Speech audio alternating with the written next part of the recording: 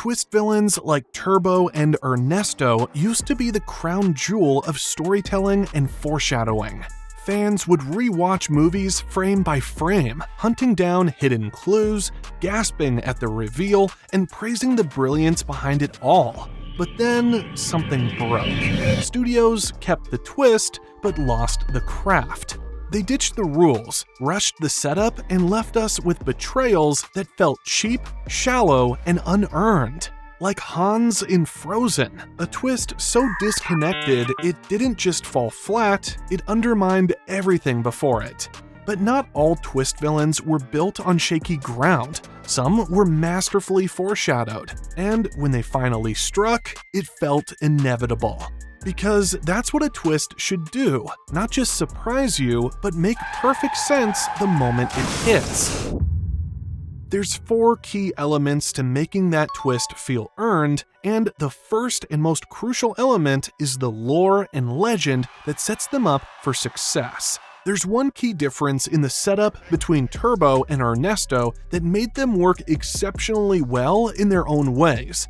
In Wreck-It Ralph, Turbo was introduced via an in-world urban legend, the Turbo-tastic story. At the beginning of the movie, the term "going turbo" is introduced to us without much context. You're not going turbo, are you? Turbo?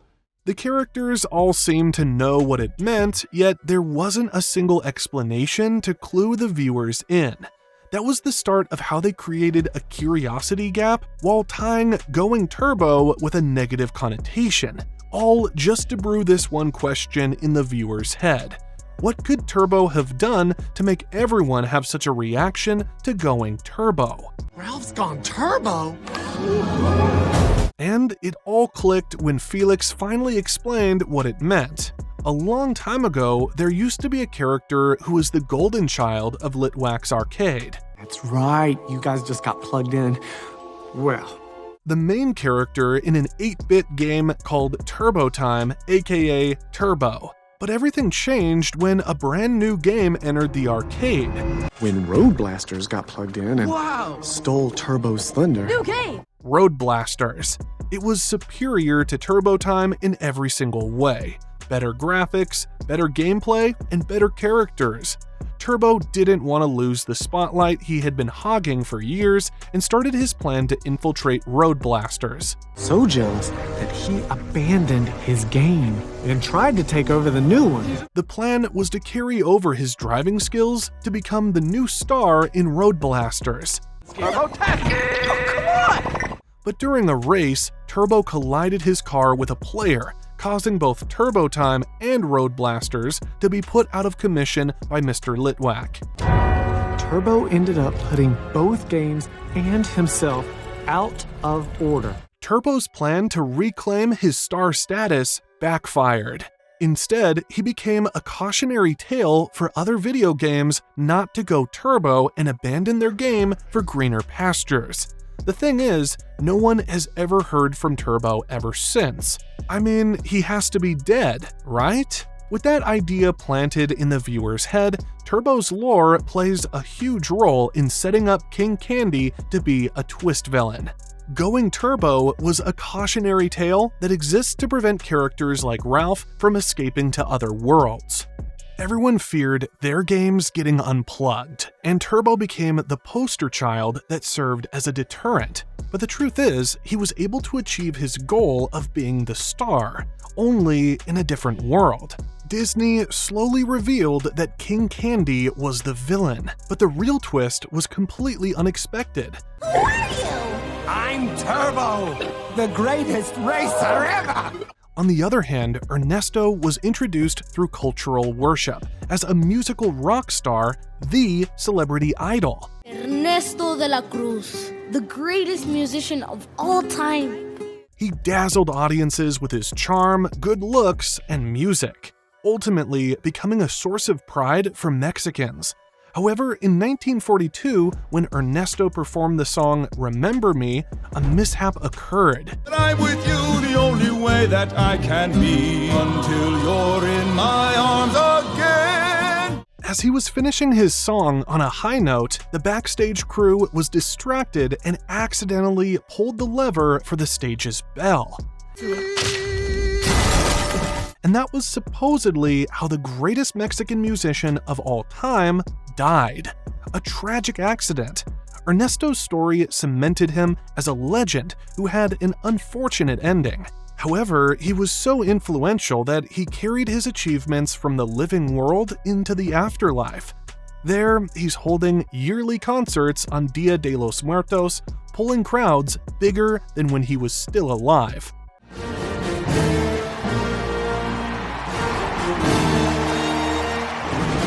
His lore was the perfect story to inspire Miguel to pursue his passion in music.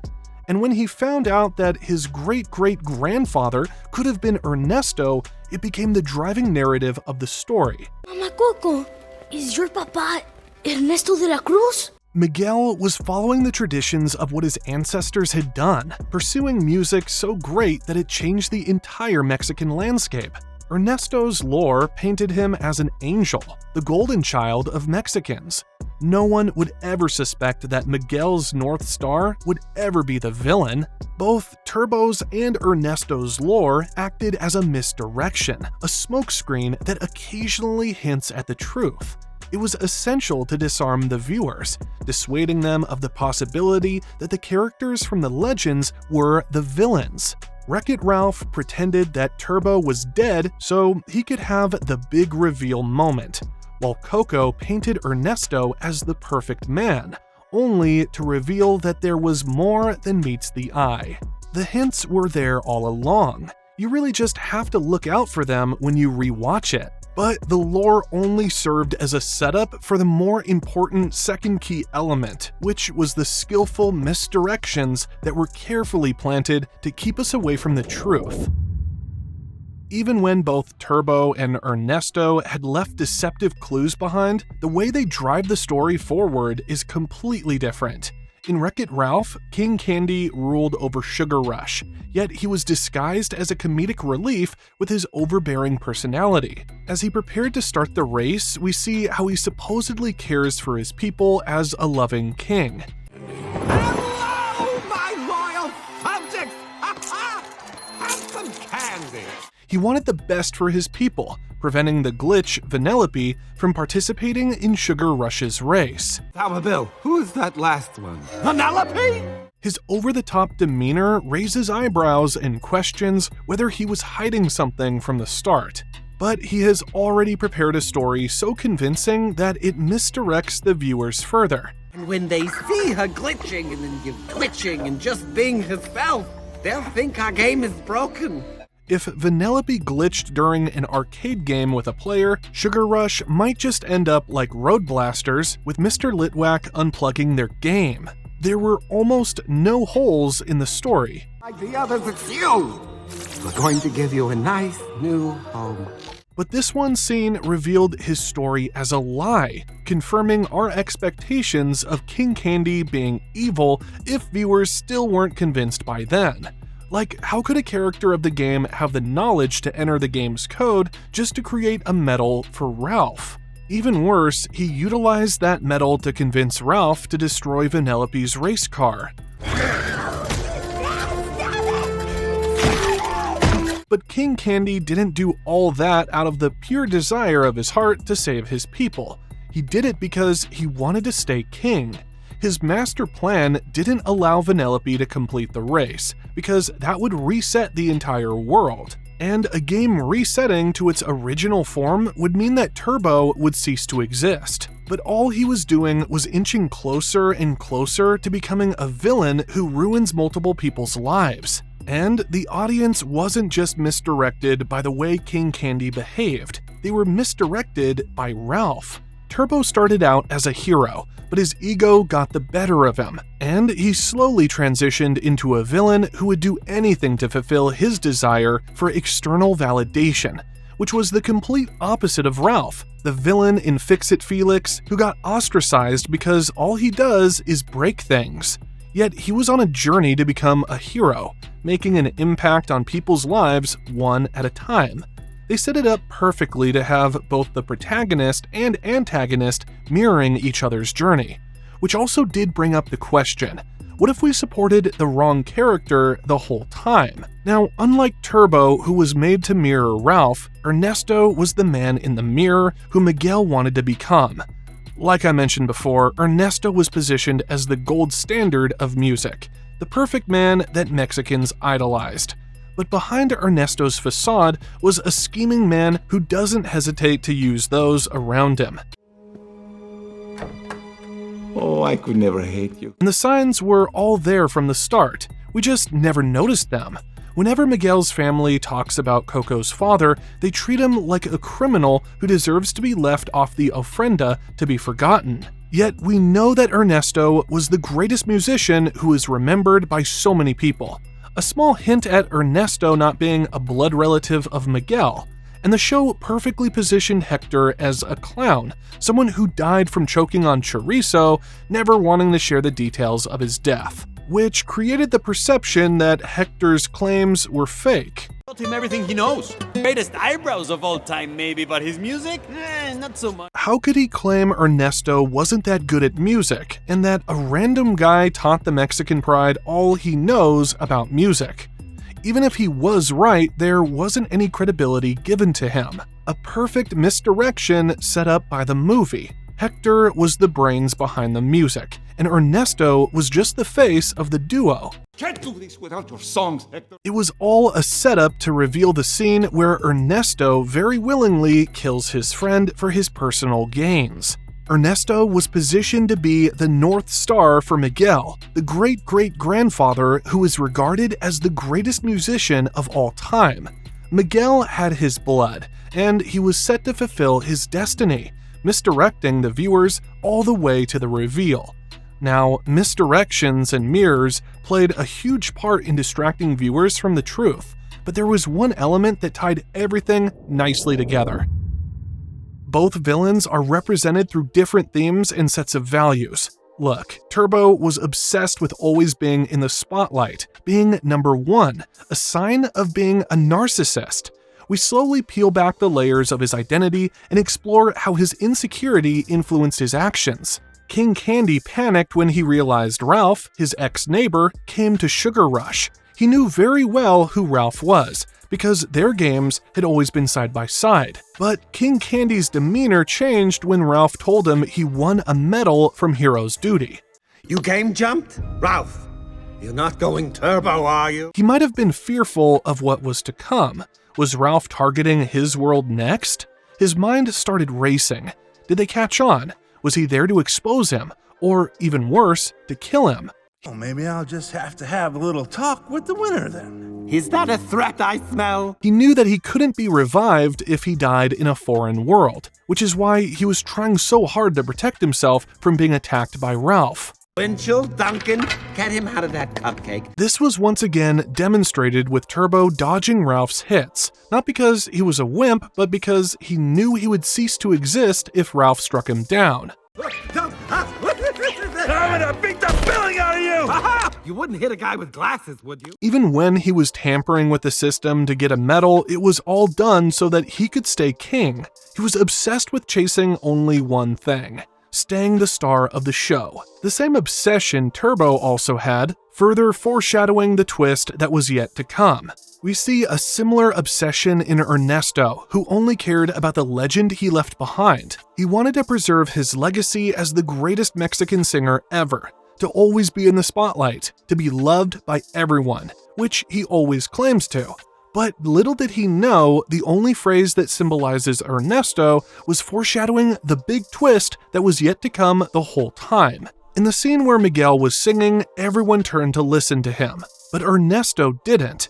He was absorbed in his conversation, not wanting the spotlight to be on someone else, and only looked at Miguel when he had no choice. When Miguel dropped into the pool, Ernesto pushed away the guitar, saving only the child. Yet he stood so far as if he was cautious that Miguel could be taking something away from him.